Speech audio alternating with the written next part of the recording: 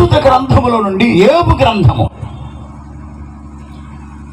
గ్రంథము మొదటి అధ్యాయం 6వ వచనం 7వ వచనం 2 వచనాలు చదువుదాం. యెహోవా నీవు ఎక్కడి నుండి వచ్చితివని వారిని అడుగగా అపవాది భూమి మీద ఇటు అటు తిరుగులాడుచు అందులో సంచరించుచు వచ్చితినని యెహోవాకు ప్రత్యుత్తరం ఇచ్చెను. అందులో సంచరించుచు వచ్చితినని యెహోవాకు ప్రత్యుత్తరం ఇచ్చెను. అందుకు యెహోవా నీవు నా సేవకుడైన యోబు సంగతి ఆలోచించితివా?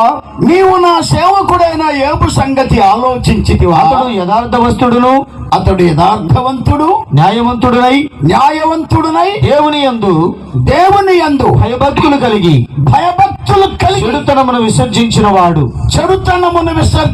వాడు భూమి మీద అతని వంటి వాడెవడును లేడు. ఈ రాత్రి మన మూలవాక్యం, యోబును గురించి నీకు తెలుసా? ఈ ప్రశ్నకి మీరందరూ జవాబు చెప్పగలరు. మాకు తెలుసాయా యోబును గురించి? అయితే ఈ రాత్రి యోబులో ఉన్నటువంటి ఒక 7 అనుభవాలు నేను మీకు జ్ఞాపకం చేస్తాను. చిన్న ప్రార్థన చేసుకుందాం. సర్వశక్తిమంతుడా, మా గొప్ప రక్షకుడా, నీ ఘనమైన నామమును బట్టి స్తోత్రాలు చెల్లిస్తున్నాం. ప్రభువా, ఈ రాత్రి చివరి రాత్రిలో మీ సన్నిధికి వచ్చాం. పాటల ద్వారా మీరు మహిమ పొందారు. వర్తమానములోనికి వెళుతూ ఉండగా మాట్లాడుతున్న సేవకుడు వట్టివాడు తండ్రి, మరుగుపరిచి మాట్లాడి మహిమ పొందమని మనవి చేస్తూ ఉన్నాను. ప్రభువా, వాక్యమును వినగల చెవి, గ్రహించే మనసు ప్రతి ఒక్కరికి ఇవ్వండి. వాక్యమునందు ఆసక్తి కలిగించు, నిద్రమత్తు రాకుండా చేయండి. నాయనా, ఈ రాత్రి మీరు హెచ్చింపబడాలి, నేను తగ్గించబడాలి. మీ సన్నిధి తోడుగా ఉంచమని, శబ్దయంత్రము ద్వారా ఎంత దూరము వినబడుచున్నదో వినుట వలన విశ్వాసము కలుగును అను లేఖనముల ప్రకారం అనేక హృదయాలలో ఈ రాత్రి విశ్వాసమును కలిగించి మహిమ పొందండి. ఈ సభల ద్వారా మీరు మహిమ పొందండి. యేసునామమున వేడుకొనుచున్నాను తండ్రి, ఆమేన్. యోబులో 42 అధ్యాయాలు ఉన్నాయి. అందులో యోబు ఒక్కడే 20 అధ్యాయాలు మాట్లాడాడు. యోబు స్నేహితులు 4 ఉన్నారు. ఎలీఫజు 4 అధ్యాయాలు మాట్లాడాడు. బిల్దదు 3 అధ్యాయాలు మాట్లాడాడు. తర్వాత జోఫరు 2 అధ్యాయాలు మాట్లాడాడు. వీళ్ళందరికంటే వయసులో చిన్నవాడు 4వ స్నేహితుడు లాస్ట్లో మాట్లాడుతూ అతను ఒక్కడే 6 అధ్యాయాలు మాట్లాడాడు. వీళ్ళందరూ అయిన తర్వాత దేవుడైన యెహోవా 5 అధ్యాయాలు మాట్లాడాడు. యోబు మొత్తం 42 అధ్యాయాలు. ఈ 42 అధ్యాయాలలో స్నేహితులు మాట్లాడినటువంటి అధ్యాయాలలో వాక్యానికి, వర్తమానానికి సరిపోయేటువంటి అంశాలు ఏమి లేవు. వాళ్ళంతా విమర్శించి మాట్లాడారు. యోబు యొక్క యథార్థతను విమర్శించారు.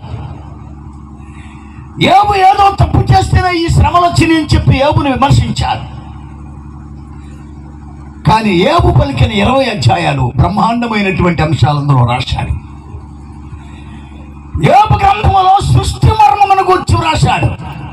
సముద్రములు, కొండలు, గుట్టలు, మిట్టలు, వృక్షములు, పశువులు, కనచరములు, జలచరములు, పుష్పక్షాదులు, ప్రాకు పురుగులు, జలరాశులు, జీవరాశులు, ఈ బ్రహ్మాండమంతా ఎలా వచ్చిందో, ప్రపంచానికి ఏ జ్ఞానం అవసరమో, మానవుడు ఎటువంటి జ్ఞానం కలిగి జీవించాలో, బ్రహ్మాండమైన పరలోక మర్మాలు యోబు గ్రంథంలో చెప్పాడు.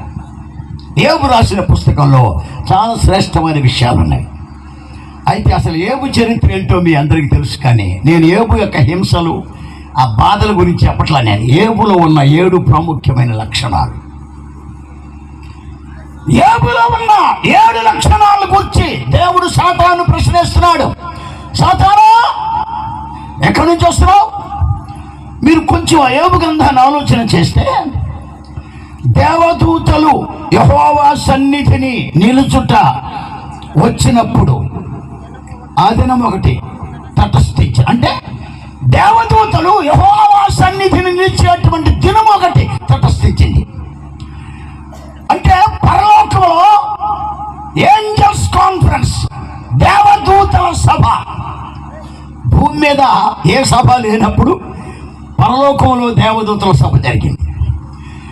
దేవుడు దేవదూతలతో మీటింగ్ ఏర్పాటు చేశాడు.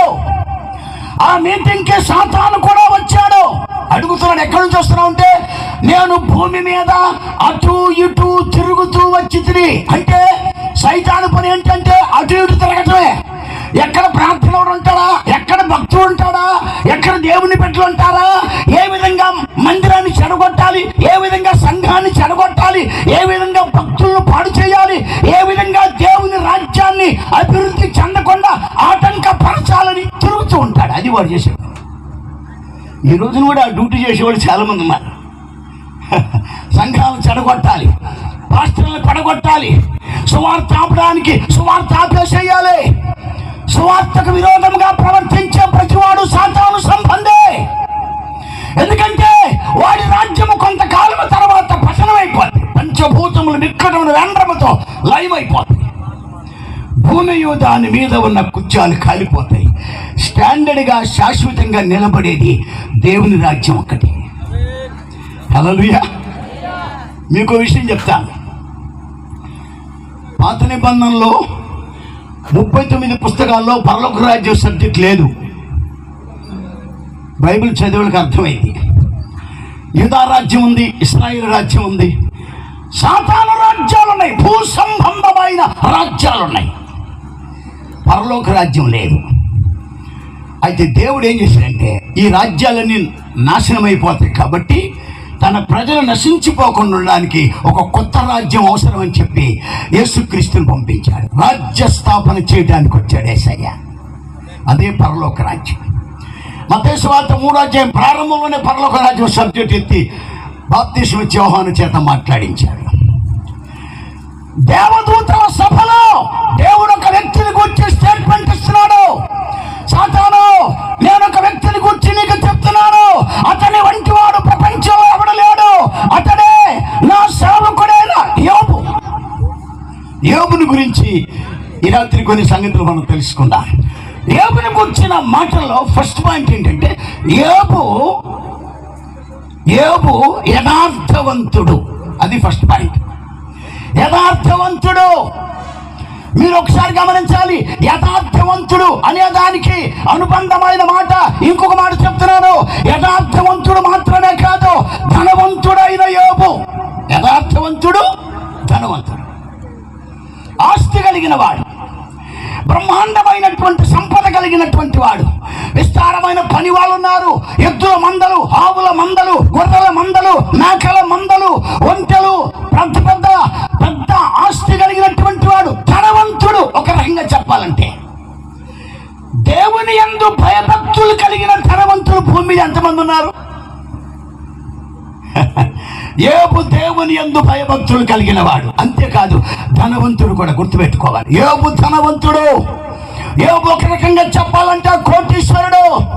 ఊజు దేశములో దేవుని వాక్యమును గమనిస్తే ఊజు దేశమందు యోబు అక్కడ మనుషుడు ఉండెను.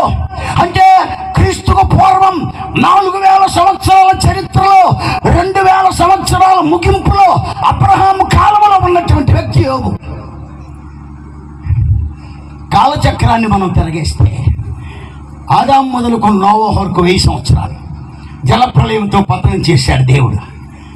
నోవహు దగ్గర నుంచి మోసే వరకు 1000 సంవత్సరాలు.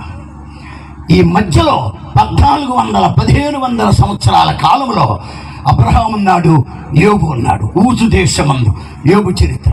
అబ్రహాము కాలంలో సమకాలీనుడైన వ్యక్తి యోబు. అలాగైతే అబ్రహాము ధనవంతుడే, ఇస్సాకు ధనవంతుడే.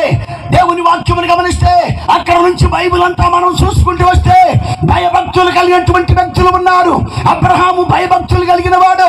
దేవుని వాక్యం గమనిస్తే అబ్రహాము యథార్థవంతుడు. యథార్థవంతుడు, ఈసాకు యథార్థవంతుడు, మోషే యథార్థవంతుడు.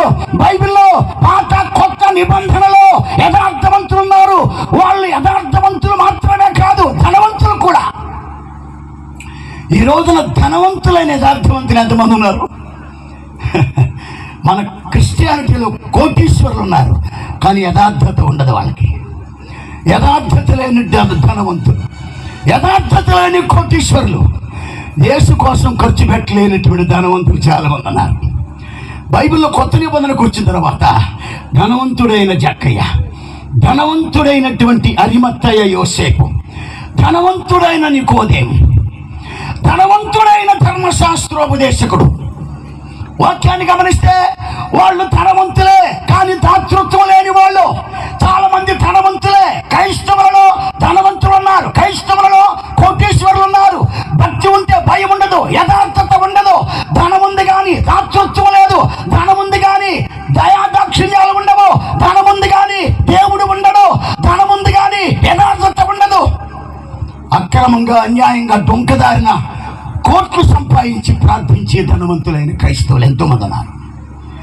కానీ యోబు వాక్యాన్ని గమనిస్తే యథార్థవంతుడు మాత్రమే కాదు, అతడు ధనవంతుడు కూడా.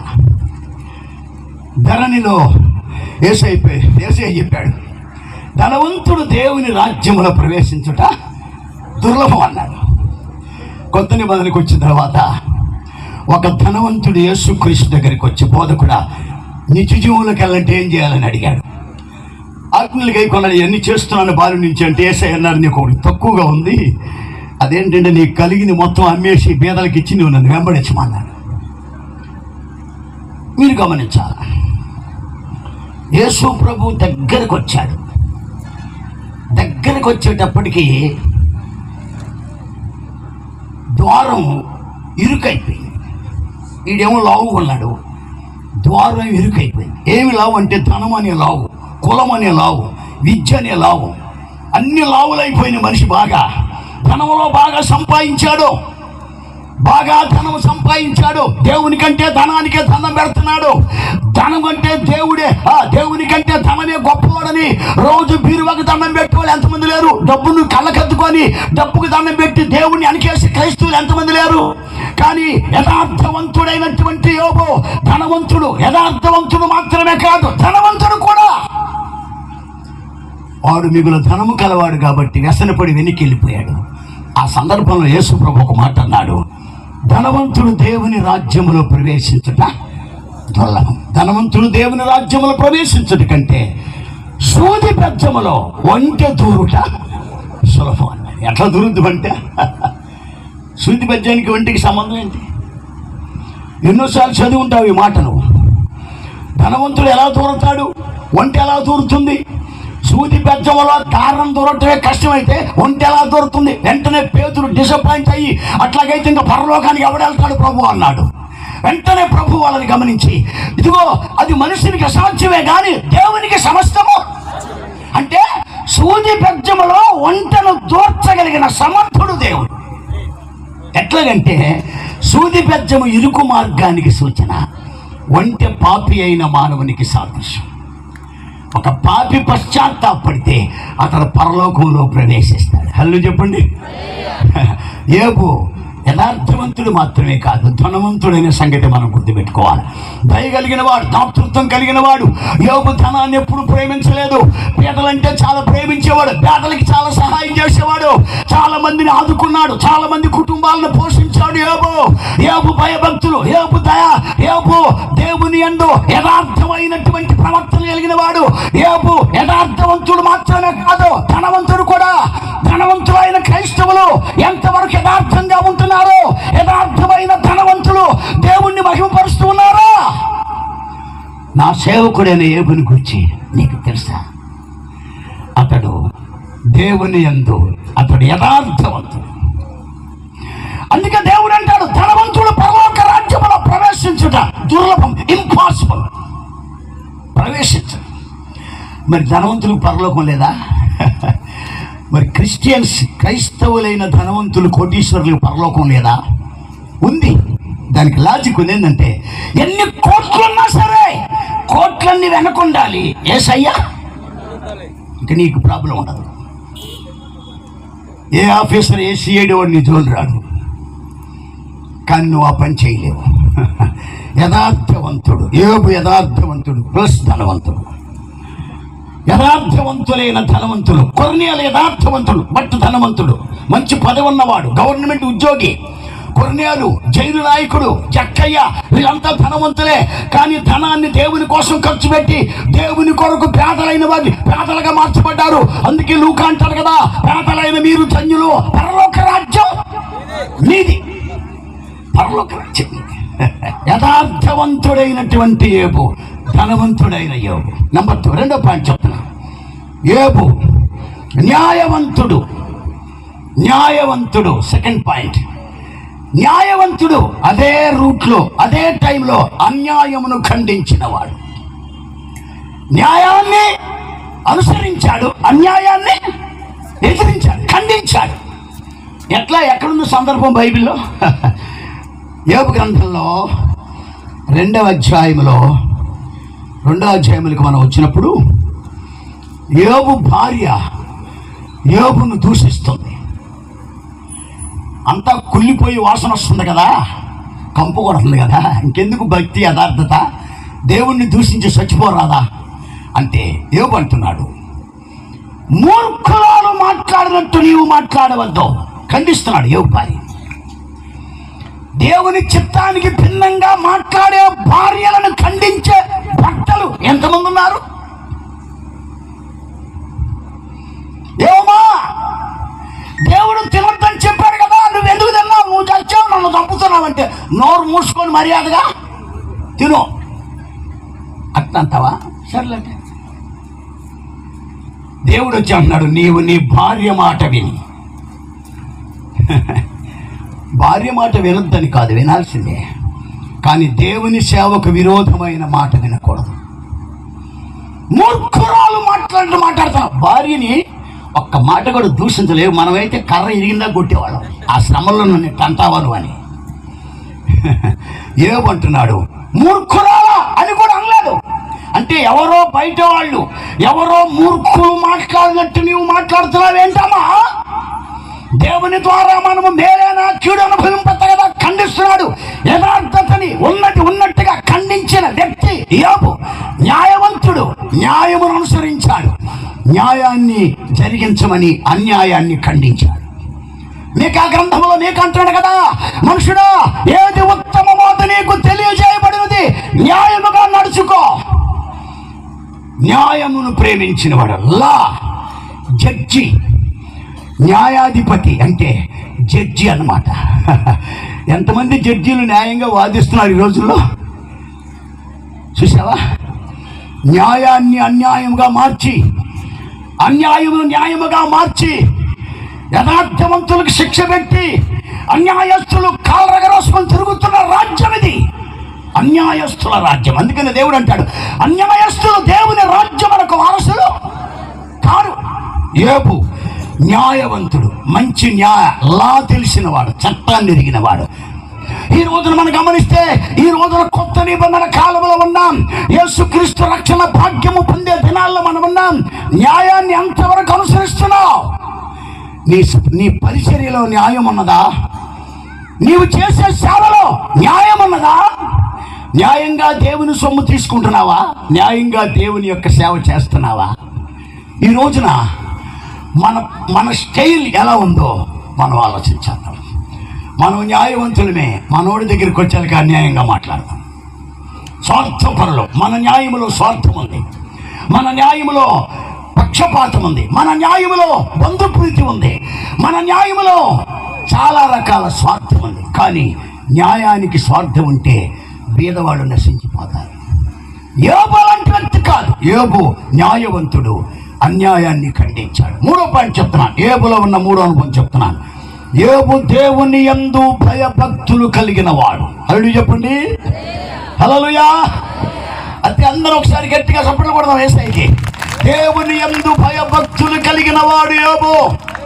దీనికి అనుబంధమైన మాట ఇంకొకటి చెప్తున్నాను, దేవునికి బలి అర్పించిన వాడు యోబు. భయభక్తులు కలిగి ఉన్నాడు, బలి అర్పించాడు. యోబు కుటుంబానికి ఏబే పాస్టర్, ఏబే యాజకుడు. ఈ రోజున మనం గమనిస్తే వాక్యంలో యోబులో ఉన్న 3 అనుభవం ఏంటంటే, దేవుని యందు భయభక్తులు కలిగిన వాడు. అదే టైంలో బలి అర్పించినటువంటి యోబు. బలి తన పిల్లలు 5వ వచనం చదువు. 5వ వచనం ఎవరికైనా మైకి ఇవ్వండి. బైబిల్ చదివేవాళ్ళు చదవాలి, లేకపోతే రాసుకుని నోట్ రెఫరెన్స్ చదివే టైం లేదు. యోబు ప్రతిరోజు యోబు కుమార్తెలు, యోబుకు 7 కుమారులు, 3 కుమార్తెలు, 10 మంది సంతానం. ఈ రాత్రి మనం ఆలోచన చేయాలి. యోబు దేవుని యందు భయభక్తులు కలిగిన వాడు. భయము భక్తి 2 ఉండాలి. భయము భక్తి. ఒక మనిషికి 2 కాళ్ళు ఎంత అవసరమో, పక్షికి 2 రెక్కలు ఎంత అవసరమో, ఒక బండికి పట్టాలు 2 ఎంత అవసరమో, ఒక విశ్వాసికి, ఒక క్రైస్తవునికి భయభక్తి ఎంత అవసరం. భయం ఉండాలి, భక్తి ఉండాలి. భయము భక్తి. భయము కలిగిన వాడు పాపము చేయడు, భక్తి కలిగిన వాడు ప్రార్థన మానుకోడు. అది భయభక్తులకు అర్థం. భయభక్తులు కలిగిన వాడు యోబు. ఈ రోజున చాలా మందికి భక్తి ఉంది కానీ భయం లేదు. భయభక్తులు కలిగి ఉండాలి. బలి అర్పించాలి దేవునికి. బలులు. యోబు తన బిడ్డల యొక్క పాప పరిహారార్థ నిమిత్తమై బలులు అర్పించాడు. అరుణోదయమును లేచి బలి అర్పించేవాడు. అరుణోదయమని. రాత్రి వేళ పాపము చేస్తుంటారు, పగటి వేళ వాళ్ళ సంభాషణలో పాపం ఉంటుందేమోనని అక్క చెల్లెలు అన్నదమ్ములంతా కలిసినప్పుడు మాటల్లో దోషము, చూపుల్లో దోషము, సంభాషణలో దోషము, తలంపుల్లో దోషము, ఆలోచనలో దోషం ఉంటుంది అని చెప్పి రాత్రి అంతా గడిచిన తర్వాత అరుణోదయమునే లేచి, తెల్లవారుజామున లేచి ఒక్కొక్క బిడ్డ విషయమై యెహోవాకు బలి అర్పించను. బలి. భయభక్తులు కలిగిన వాడు, బలి అర్పించిన వాడు. నీ కుటుంబంలో నీ పిల్లల కొరకు నువ్వు ప్రార్థన చేస్తున్నావా? టూర్కి వెళ్ళమని, సినిమాకి వెళ్ళమని, షికారులు చేయమని 1000 రూపాయలు ఇస్తున్నావు కొడుక్కి. చర్చికి వెళ్ళమని 100 రూపాయలు ఎప్పుడైనా కానుక ఇచ్చావా నీ కొడుక్కి? కదండి. ఉదయకాలమున ప్రార్థన, నీతియుక్తమైన బలి అర్పించినటువంటి వ్యక్తి. బలులు, అర్పణములు పాత నిబంధన, ఇప్పుడు అవసరం లేదు. బలులు, అర్పణములు, బలిపీఠములు, యజ్ఞములు, యాగములు, హోమములు, ధూపము, దీపము, నైవేద్యం, అన్నదానం, భూదానం, గోదానం, వస్త్రదానం, సత్రదానం, పుత్రదానం, స్థాదానం, పొలదానం, గృహదానం, కన్యాదానం, దానాలు, ధర్మాలు, తపాలు, జపాలు, పూజలు, పునస్కారములు, యాత్రలు, తీర్థయాత్రలు. మనిషి పాపాన్ని పరిహరించలేవు. వాటన్నిటికంటే మించిన యేసుక్రీస్తు రక్తము 2000 సంవత్సరాల క్రితం బలి పశువుగా యేసు శిలువలో వధింపబడ్డాడు. యేసు బలి అయిపోయాడు అందరి కోసం. యేసు బలికి కులంతో సంబంధం లేదు. ప్రపంచవ్యాప్తంగా మానవ పాప పరిహారార్థం బలి పశువుగా వధింపబడిన క్రీస్తు, ఆయనే ప్రపంచానికి రక్షకుడు. హల్లెలూయా. ప్రపంచంలో ఏ నామంలో నీకు రక్షణ లేదు. ఉన్న నామాలే నీకు నామం పెట్టే. రక్షించే నామము యేసుక్రీస్తు నామం ఒకటి. వర్తమాన భూత భవిష్యత్ కాలంలో రక్షించే నామం. ఆ నామమే నీ జీవితాన్ని కాపాడుతుంది. ఇంక ఇప్పుడు బలులు, అర్పణములు, బలిపీఠములు అక్కర్లేదు. ఎందుకంటే ఆ బలులు అర్పించడం వలన ఏటేటా పాపములు జ్ఞాపకం మనకు వచ్చుతున్న హెబ్రీ 13లో రాస్తాడు. ఎలానగా ఎడ్ల యొక్కయు మేకల యొక్క రక్తము పాపములను తీసివేట అసాధ్యం. అందువలన యేసు రక్తము ప్రతి పాపము నుండి మనల్ని కడిగి పవిత్రులనుగా యోబులో ఉన్న 3 విషయాలు చెప్పాను. 3కు ఒక్కొక్కటి పాయింట్ కంపేరింగ్ చేసి చెప్పాను. 4వ సబ్జెక్ట్కి వస్తున్నాను. యోబులో 4 చెడుతనమును విసర్జించినవాడు. చెడుతనమును విసర్జించినవాడు. అంతేకాదు, చెడుతనాన్ని ఖండించాడు, అన్యాయమును ఖండించాడు, చెడుతనమును ఖండించాడు. దేవుని వాక్యంలో చెడుతనాన్ని ఖండించి, చెడుతనాన్ని ఒప్పుకొని దేవునికి ఇష్టడుగా జీవించిన వ్యక్తి దావీదు. ఖండించినందుకే ఎదురు తిరిగి దేవునికి అవమానంగా ప్రవర్తించిన వ్యక్తి సౌలు. ఇద్దరు అభిషిక్తులే. కానీ దావీదు రాస్తా అంటాడు, అతిక్రమమును దాచిపెట్టువాడు వర్ధిలను గాని వాటిని ఒప్పుకొని విడిచిపెట్టువాడు కనికరము పొందు. యోబులో ఉన్న 4 అనుభవాలు. చెడుతనమును విసర్జించినవాడు. చెడుతనమును విసర్జించినవాడు. దేవుని వాక్యమును గమనిస్తే ఆమోసు గ్రంథంలో రాస్తుంటాడు కదా, ఇది చెడు కాలము, చెడు కాలమున బుద్ధిమంతుడు ఊరకునే రాస్తాడు. బుద్ధిమంతుడు చెడు కాలమున మౌనంగా ఉంటాడు. బుద్ధిమంతుడు కీడు చేయటం అని మేలు చేస్తాడు. బుద్ధిమంతుడు బండ మీద ఇల్లు కట్టుకుంటాడు. బుద్ధిమంతుడు దేవుని మార్గంలో నడుచుకుంటాడు. బుద్ధిమంతుడు 666 ముద్ర గ్రహించుతాడు, జ్ఞానము తెలుసుకుంటాడు. ప్రకటనలో రాస్తాడు, బుద్ధిమంతుడు గ్రహించును అని రాస్తాడు. ఈ రాత్రి వేళ యోబులో ఉన్న 4 అనుభవాలు. చెడుతనమును విసర్జించిన వాడు, చెడుతనమును విసర్జించిన వ్యక్తి యోబు. ఇది చెడు కాలము గనక బుద్ధిమంతుడు ఓరకుండును, చెడుతనము మానుకొని బుద్ధి కలిగి ప్రవర్తించాలి. యోబులో ఉన్న 4 అనుభవాలు చెప్పాను. టైం లేదు, నెంబర్ 5కి వెళ్ళిపోతున్నా. బైబిల్లో 2,500 సంవత్సరాలు గడిచిపోయిన తరువాత క్రీస్తు శకము 60వ సంవత్సరంలో అపోస్తలుడైన యాకోబు యోబుల గురించి రాశాడు. ఆయనకి ఈయనకి సంబంధం ఏంటి చూసావా? ఎక్కడ యోబు, ఎక్కడ యాకోబు? యోబును గురించి ఒక బ్రహ్మాండమైనటువంటి 3 విషయాలు బయటికి తీశాడు. యాకోబు రాసిన పత్రిక 5వ అధ్యాయం, దయచేసి గమనించుదాం. 5వ అధ్యాయం 11వ వచనం చదువు. సహించిన వాడు ధన్యుడు అనుకొనుచున్నాము కదా, మీరు యోబు యొక్క సహనమును గూర్చి వింటిరి. ఎంతో జాలియు కనికరమును గలవాడని మీరు తెలుసుకొని ఉన్నారు. చాలు. ఇప్పుడు మనం యాకోబు పత్రికలకు వచ్చాం, అంటే కొత్త నిబంధన కాలంలోకి వచ్చాం. అంటే 2560 సంవత్సరాల టైం దాటిపోయిన తర్వాత పత్రిక క్రీస్తు శకంలోకి వచ్చాం మనం. క్రీస్తు శకం 60వ సంవత్సరంలో అపోస్తలుడైనటువంటి యాకోబు యోబుని గురించి రాశాడు. ఎంత గొప్ప పరిశుద్ధాత్మ యొక్క ప్రేరేపణ, ఎంత గొప్పదో చూడండి.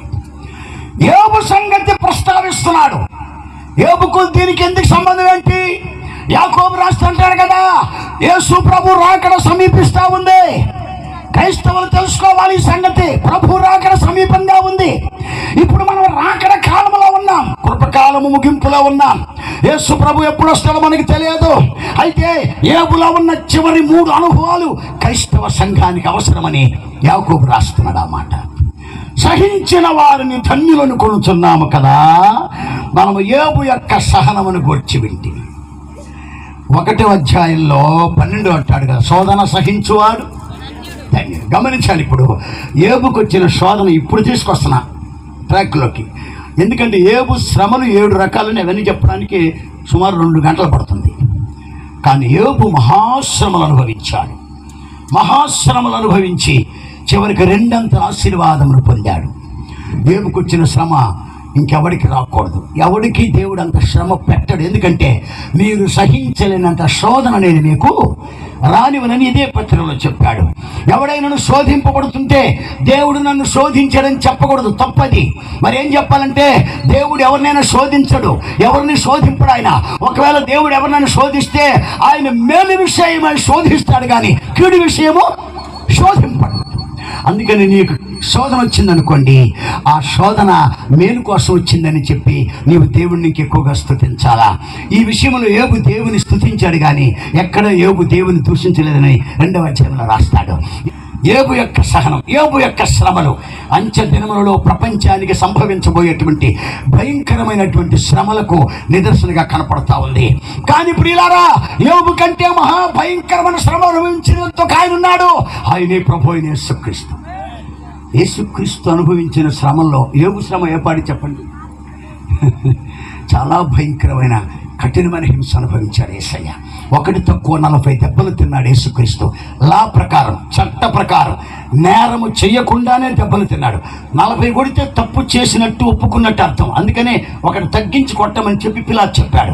ఎందుకంటే పిలాతుకు చట్టం తెలుసు కాబట్టి, జడ్జిమెంట్ చేసినటువంటి పిలాతుకు ఈయనలో తప్పు లేదన్న సంగతి తెలిసిపోయింది కాబట్టి 40 కొట్టడానికి వీల్లేదని చెప్పి 1 తక్కువ 40 కొట్టమని ఆజ్ఞాపించాడు. అలాగే 1 తక్కువ 39 దెబ్బలు కొట్టాడు ఆయన. అలా కొట్టించుకున్నాడు ఆయన. అంత కఠినమైన శిక్ష మన కొరకు అనుభవించాడు యేసయ్య. ఎందుకంటే ఆయన మనకివ్వబోయేటువంటి మహిమ ఎదుట ఈ కాలపు శ్రమలు ఎన్న తగినవి. శ్రమలు వచ్చి నేను ప్రార్థన అనుకుంటాం, శ్రమలు వచ్చి నేను చర్చి వదిలిపెట్టేస్తాం, శ్రమలు వచ్చి నేను పాస్టర్ గారిని పలకరు కూడా మానేస్తాం. ఈ రోజున మనం గమనిస్తే శ్రమలలో కష్టాలలో యేసయ్య కొరకు సాక్షిగా నిలబడాలి. సహనము కలిగినటువంటి వ్యక్తి యోబు, సహనము కలిగిన వాడు ధన్యుడని యాకోబు రాశాడు. యేసుక్రీస్తు రాకడ వరకు సహనము కలిగి ఉండాలి. శ్రమలలో కష్టాల్లో ప్రార్థన చేయాలి. నేను ఇంకా వివరించి మాట్లాడి టైం చాలా ఉంది, అయిపోయింది టైము. 6వ పాయింట్ కోసం జాలి కలిగిన వారు. యోబుకు జాలి ఉంది. వృద్ధుల మీద జాలి చూపించేవాడు ఆయన, యవనస్తుని గద్దించేవాడు ఆయన. ఆయన గ్రంథాన్ని చదివితే మీకు అర్థమైంది. ఇలాంటి లక్షణాలు క్రైస్తవునికి చాలా అవసరం. యేసుక్రీస్తు జాలి కలిగినటువంటి దేవుడు. మీరు ఒక విషయం గుర్తుపెట్టుకోవాలా, ఒకడు పై నుండి కిందకు వస్తున్నాడు. బైబిల్ అంతా చదివితే నా ప్రసంగం నీకు అర్థమైంది. ఎప్పుడు కిస్మిస్ పండుగ ఒక అధ్యాయం చదివితే నీకు అర్థం కాదు. ఒకడు పై నుండి కిందకు వస్తున్నాడు అంటే యెరూషలేము నుంచి ఎరుకోకి వెళ్తున్నాడు. దొంగల చేతిలో చిక్కాడు. యెరూషలేమును వదిలిపెట్టాల్సిన అవసరం ఏంటి నీకు? అసలు ఎరుకోతో పని ఏంటి? అదొక పెద్ద మెసేజ్. దొంగలు పట్టుకున్నారు. ఎక్కడైనా దొంగలు పట్టుకుంటే వాచినో లేకపోతే ఉంగరమో డబ్బులో తీసుకెళ్ళి మనిషిని కొట్టేసి వెళ్ళిపోతారు. ఇక్కడ మాచర్ల దగ్గర పాలవా జంక్షన్ ఉంది. అక్కడ దొంగలు కొట్టేవాళ్ళు 30 ఏళ్ళ కిందట. దొంగలు ఏమన్నా పట్టుకుంటే డబ్బులు తీసుకొని కొట్టి వెళ్తారు. మామూలు కొట్టకు వదిలేసి వెళ్ళిపోతారు. ఏమీ లేవనుకో, ఏమి లేకుండా ఎందుకు వచ్చామని కూడా అంటారంట. అదొక స్టైల్ దొంగతనం. కానీ ఇక్కడ దొంగతనం సపరేట్గా ఉంది. వారు అతని వస్త్రములు దోచుకుని వెళ్ళిరి. దీనికి చాలా బ్యాక్గ్రౌండ్ ఉంది. ఏదేనులో వస్త్రములు దోచుకుని వెళ్ళాడు. అదే సిచ్యువేషన్ గుర్తు చేస్తున్నాడు ఇక్కడ యేసుకు. పొరుగువాడు ఎవడని చెప్పి ప్రశ్న వేసిన వాడికి ఇదంతా చెప్పుకొచ్చాడు యేసయ్య. కానీ అక్కడ నేను చెప్పే పాయింట్ ఏంటంటే, అతడు పడి ఉన్న చోటికి వచ్చి అతనిని చూచి అతని మీద జాలిపడి. క్రైస్తవుడు అంటేనే జాలి కలిగిన అర్థం. కానీ అంతమంది క్రైస్తవులకి జాలి ఉంది. జాలి కంటే 7 రెట్లు కఠినులైన క్రైస్తవులు ఉన్నాయి ఈ రోజుల్లో. పక్కోడు అల్లాడుతున్నా కూడా పిల్లికి పిచ్చిని పెట్టని పిసనారి క్రైస్తవులు ఉన్నారు. భయంకరమైన పరిస్థితి. జాలి కలిగినటువంటి వాడు, జాలి కలిగినటువంటి దేవుడు. జాలి, యోబుకు జాలి ఉన్నది. క్రైస్తవునికి జాలి ఉండాలి. కష్టాలు, హింసలని. ఎందుకు తెలుగులో కొన్ని సామెతలని బతికి చెడ్డోడి ఇంటికైనా పోవచ్చు అంట, కానీ చెడి బతికినోడికి ఇంటికి పోకూడదంట. ఈనాడు చాలా మంది చెడి బతుకుతున్నారు. కోట్లు సంపాదించారు, ఇంకెప్పుడు డబ్బులు మొహంతున్నట్టుగా ఫీల్ అవుతారు. దేవునికంటూ ఏమి చేయలేరు వాళ్ళు. యేసుక్రీస్తు ప్రత్యక్షమైనప్పుడు ఫస్ట్ జడ్జిమెంట్ పాస్టర్లకే. గుర్తుపెట్టుకో, న్యాయాధిపతి యేసు ప్రత్యక్షమైనప్పుడు నీకున్న ప్రతిదానం లెక్క అడుగుతాడు. లాస్ట్ పాయింట్ ముగింపులోకి వచ్చా. కనికరము కలిగిన వాడు. చూడండి, సహనము, జాలి, కనికరం, ఇవి దైవ లక్షణాలు. యేసుక్రీస్తుకు ఆ 3 ఉండబట్టి ఈరోజు మనం బతికి పట్టగలుగుతాం. లేకపోతే చాలా కష్టం. మీరు యోబును గూర్చి నీకు తెలుసా? మూలవాక్యం. సాతానుకు ప్రశ్న వేస్తున్నాడు. ఈ రాత్రి నేను ప్రశ్న వేస్తున్నాను. మన ప్రశ్న కూడా అదే. యోబు లాంటి అనుభవాలు. నేను ఇప్పుడు యోబు శ్రమల గురించి కూడా చెప్పాను, అంతా వివరించలేదు. కానీ చాలా కఠినమైన హింస అనుభవించాడు. చివరికి 2 రెట్ల ఆశీర్వాదాన్ని అనుభవించాడు. ఈ రోజున దేవుని సేవలో కఠినంగా హింసించబడుతున్న నీవు రేపు ప్రభు ప్రత్యక్షమైనప్పుడు రెట్టింపు ఆశీర్వాదాలతో నింపబడతావు. హల్లెలూయా. యేసు ప్రభు రాకడ సమీపించింది. ప్రభు త్వరగా వస్తున్నాడు. ఒకవేళ ఇంకా నీవు మారు మనసు పొందకపోతే, ఇంకా నీవు బాప్తిసం తీసుకోకపోతే, ఇంకా రక్షణ పొందకపోతే, బాప్తిసం అనేది మతంలో దిగటానికి, కోతులో దిగటానికి కాదు. అసలు క్రిస్టియానిటీ మతం కాదు. మతం అని సోషల్ స్టడీలు పెట్టి పుస్తకాలు ప్రింట్ చేసి యేసు ప్రభు చెప్పాడు నేను మతకర్తనని. మతానికి క్రిస్టియానికి సంబంధం లేదు. క్రైస్తవుడు అంటే అన్ని రకాల కులాల నుంచి, మతాల నుంచి బయటకు వచ్చి క్రీస్తును ధరించి క్రీస్తు కొరకు జీవించేవాడు. ఎస్సీలు బీసీలు క్రైస్తవులు కాదండి. చట్టం బైబిల్ ఒప్పుకోదు అసలు. ఒకవేళ ఎస్సీలు బీసీలు క్రిస్టియన్స్ అయితే ఆర్ఆర్కే మూర్తిని బీసీలో జరుగుతావా?